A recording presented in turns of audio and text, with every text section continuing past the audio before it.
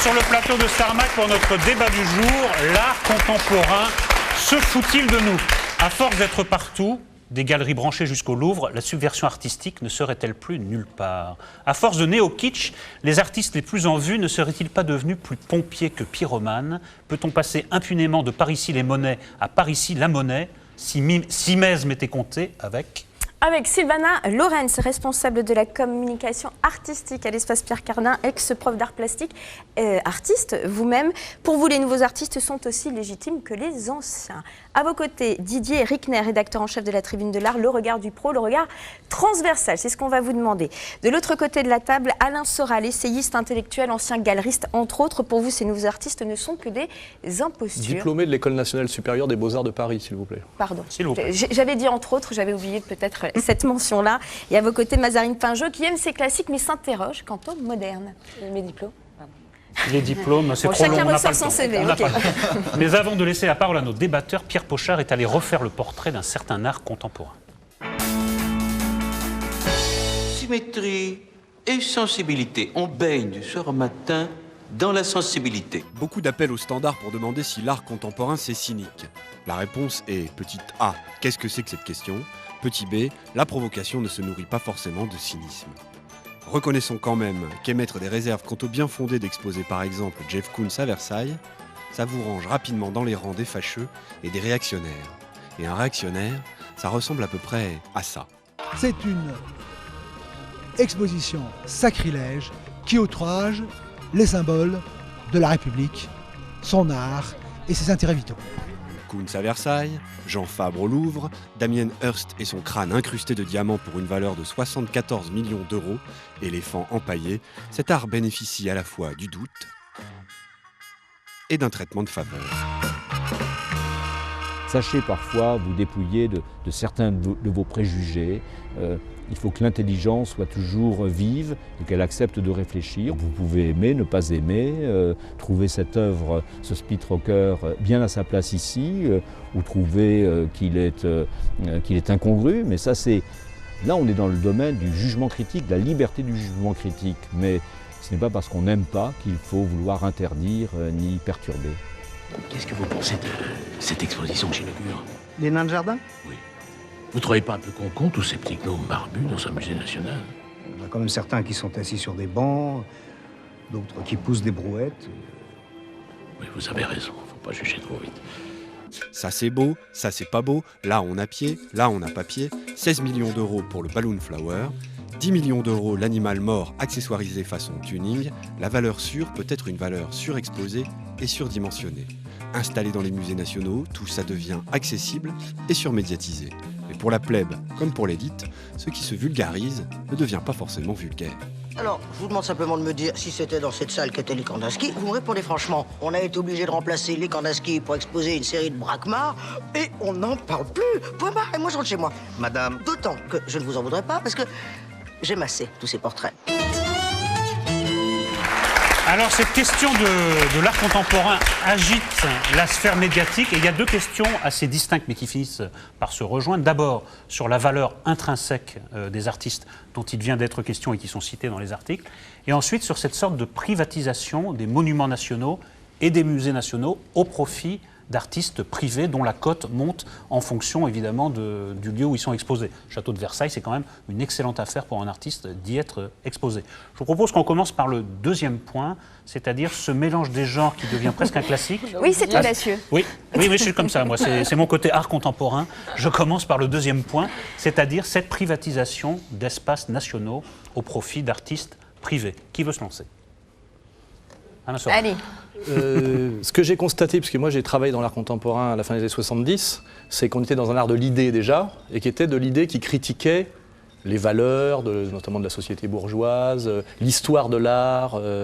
Donc il y avait plutôt un combat contre la réaction. Aujourd'hui, on voit que l'art est complètement couplé au monde de la marchandise, aux multinationales, au sponsoring, et que ça devient l'alibi, le petit plus rigolo des multinationales, et ça s'est intégré dans le budget communication. Donc il y a vraiment une inversion totale de ce qu'était la fonction de l'avant-garde, en dehors même de ce qu'on peut dire sur l'avant-garde. Est-ce que ça vous choque, cette intrusion Ça me choque pas, mais c'est très néolibéralisme globalisé, c'est très hyper classe.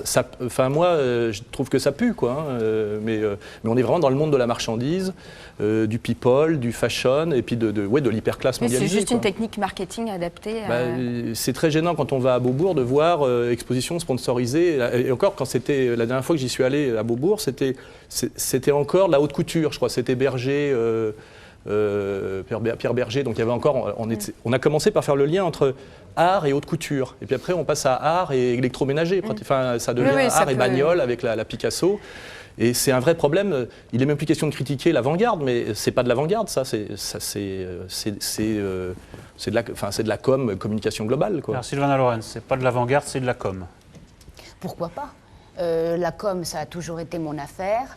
Et ouvrir l'art à un plus large public, je ne vois pas où est le problème. Privatiser ou ne pas privatiser, après tout, à quoi sert un musée? Si ce n'est qu'à conserver des œuvres qui font partie de notre patrimoine, mais aussi en montrer d'autres qui sont celles de l'histoire de l'art en marche.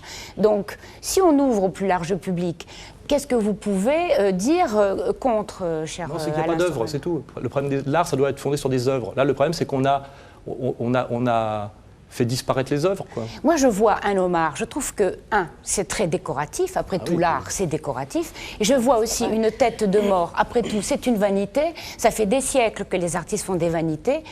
Alain Soral, je ne vois vraiment pas où est le problème, là. Mais Sylvana Lorenz, il y a quand même un problème, c'est que ce n'est pas conçu comme un art décoratif. Yann Fabre, au Louvre, c'est conçu comme un dialogue avec des maîtres anciens. Moi, personnellement, je n'ai pas vu le dialogue. Déjà, je conteste un peu la valeur de l'œuvre de Yann Fabre, mais c'est le deuxième point de notre débat. Mais je ne vois pas où est le dialogue. C'est une opération de com. Est-ce que le dialogue, de toute façon, est possible, justement, entre alors, des écoutez, œuvres de pour différents... ça, c'est un problème de culture. Excusez-moi. Alors là, on va parler élite, c'est que si c'est de la déco, c'est trop cher. On va parler élite à ce moment-là. Un canapé, ça ne vaut pas ce prix-là. Le discours peut se faire sur plusieurs plans. D'abord, pour ceux qui n'ont pas la culture, et c'est la plupart des Français qui n'ont pas cette culture, parce que ça n'est pas enseigné à l'école. Bon, ils ne peuvent pas savoir ce qu'est l'art contemporain. Bon, ils vont s'arrêter au côté décoratif. C'est bien, c'est un bon début. Surtout ne pas les culpabiliser, ne pas leur dire que c'est pas ça l'art contemporain. Oui, c'est décoratif. Ensuite, ils vont certainement avoir envie d'aller plus loin, et là, ils vont lire. Et qu'est-ce qu'ils vont lire? Ils vont lire vraiment le discours qui se cache derrière l'art contemporain. Il y a quand même des grands penseurs. C'est pas l'art contemporain qui se cache derrière le discours, plus en plus, oui. Ah, pas du tout. Alors, pas du tout. Quand on connaît déjà Marcel Duchamp, il y a très peu de Français qui connaissent Marcel Duchamp. À partir de Marcel Duchamp, il y a eu ce discours il y a 100 ans. Oui, mais figurez-vous que... justement, le contemporain, c'est quoi, quoi, Didier Huntner? On parle d'art contemporain, là, on généralise beaucoup l'art contemporain, mais il y a d'avant-garde, d'ailleurs, là. Avant-garde, les artistes Non, on a d'aujourd'hui pris quelques exemples précis. Oui, on a pris des exemples précis, donc on peut parler effectivement, par exemple, de Yann Fabre au Louvre, où je suis entièrement d'accord avec vous. Le problème de Yann Fabre au Louvre, c'est que les œuvres étaient déjà faites avant, c'est pas une exposition qu'il a faite pour répondre aux œuvres du Louvre, les œuvres existaient préalablement. Quand on allait voir l'exposition, c'était Yann Fabre se montre au Louvre. C'était tout à fait ça. Et empêche les visiteurs qui viennent voir les œuvres anciennes, qui ont le droit aussi, quand ils viennent au Louvre, de voir les œuvres anciennes, ils les empêchent de les voir en plaçant les œuvres en face.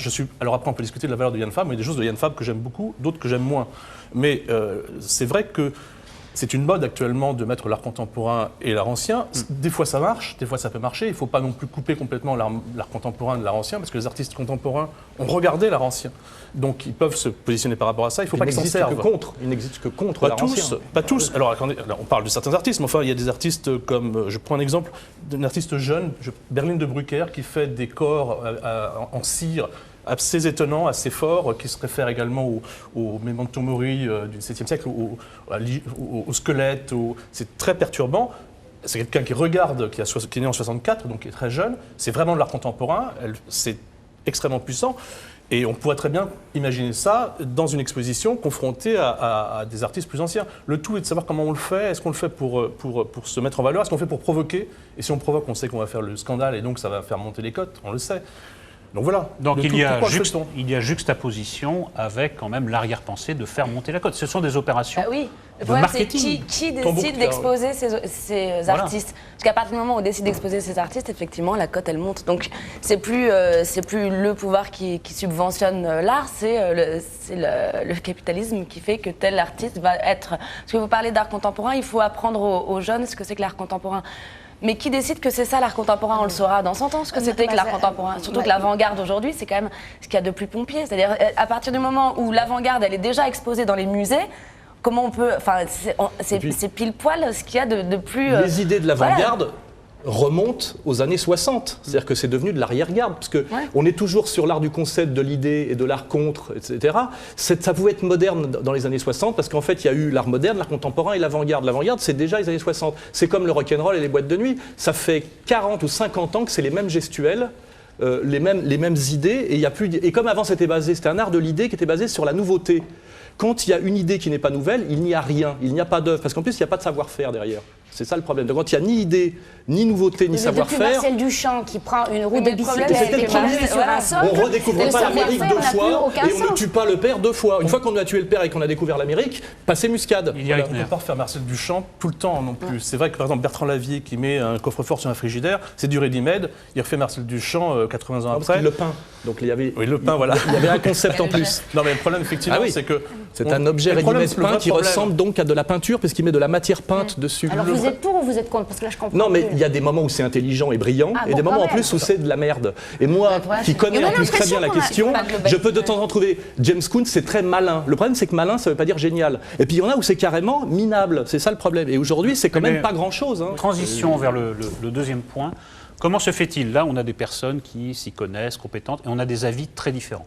Comment se fait-il que la moindre réserve sur l'art contemporain vous vaut d'être de réactionnaire et parfois pire, de fasciste? J'en sais quelque chose et mon ami Jean-Philippe Domecq le sait encore mieux que moi. Réactionnaire par des conservateurs, puisqu'elle l'a dit, c'est des conservateurs qui choisissent. Non mais comment se fait-il qu'en France, on peut tout critiquer, que les guignols brocardent les politiques soir après soir et que dans l'art contemporain, ça ne soit que des vaches sacrées? Écoutez, loin de moi l'idée d'aller traiter de réactionnaire quelqu'un qui émet après tout une opinion qui lui est propre et dont il a tout à fait le droit de l'émettre. Jean-Clair en prend la gueule depuis 30 ans. Jean-Clair Domecq. Non, ce n'est pas un réactionnaire, c'est tout au plus un inculte. Voilà.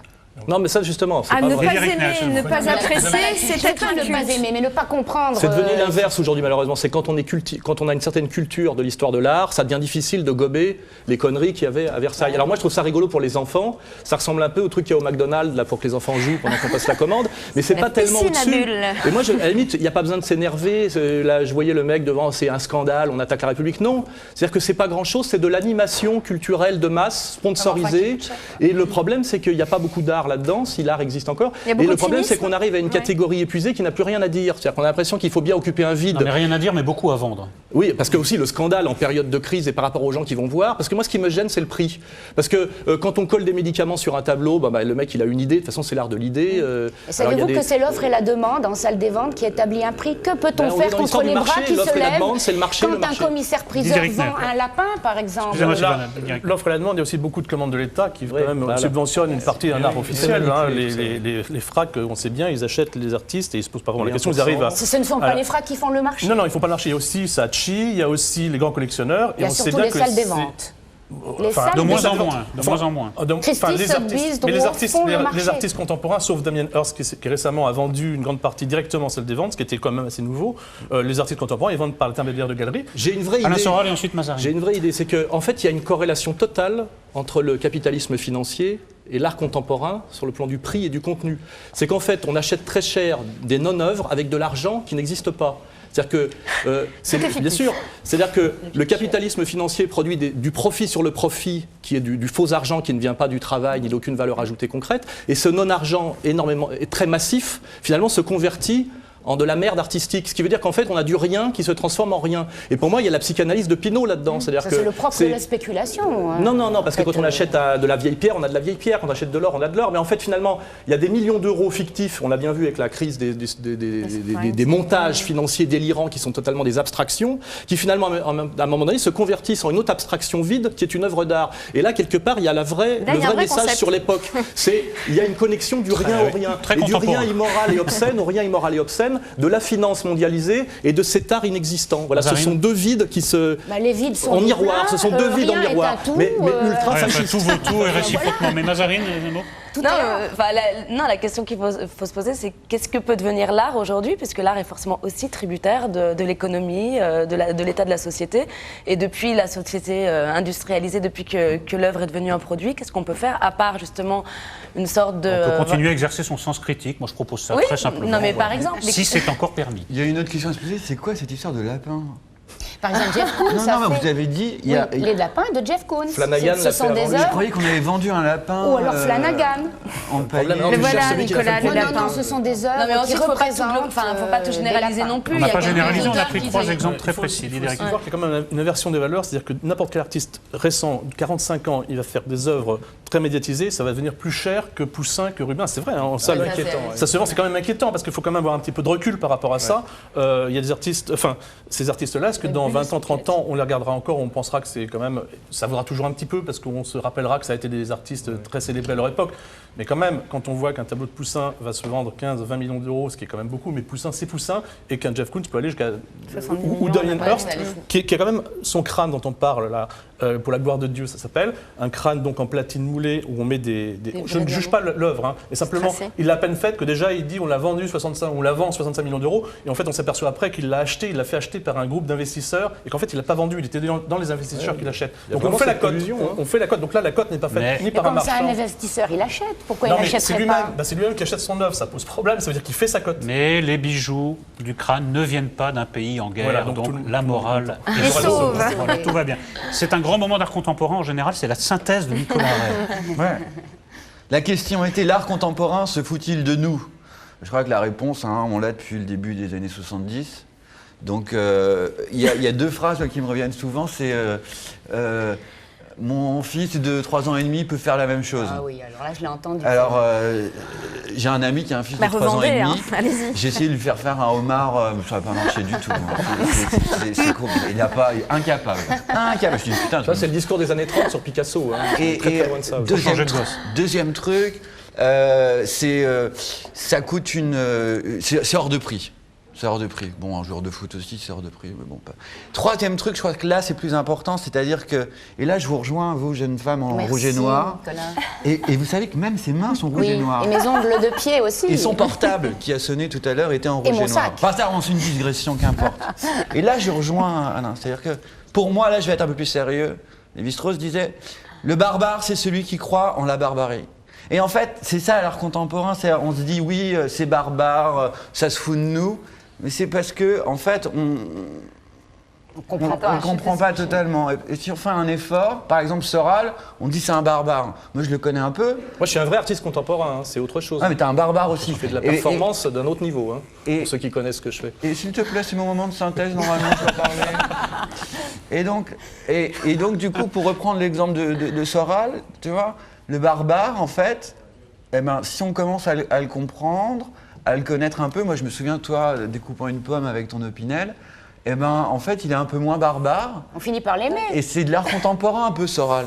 Ah oui, je revendique. Voilà, et c'était ma chute. Belle conclusion. Bravo. Belle conclusion, très ouvert. Ça m'a beaucoup plu. Merci, madame. Je mademoiselle. Ne sais pas, mademoiselle. Bon. Ça finit un peu toujours comme ça. On est dans le contemporain, puis ça finit sur des choses assez classiques avec Nicolas. Merci pour ces échanges. On montre le journal. Oui, ils vont rester avec nous, mais... Ah oui, voilà. C'est de l'art contemporain aussi. Voilà, Flash, alors c'est le journal qui sort tous les 15 jours, journal gentil et intelligent auquel vous collaborez. Vous êtes le collaborateur très spécial, c'est ça? Conseiller très spécial de la rédaction. Conseiller très spécial. Et on déboulonne un peu les icônes, justement. Alors vous restez avec nous parce que quand elle entend le mot culture, elle sort son journal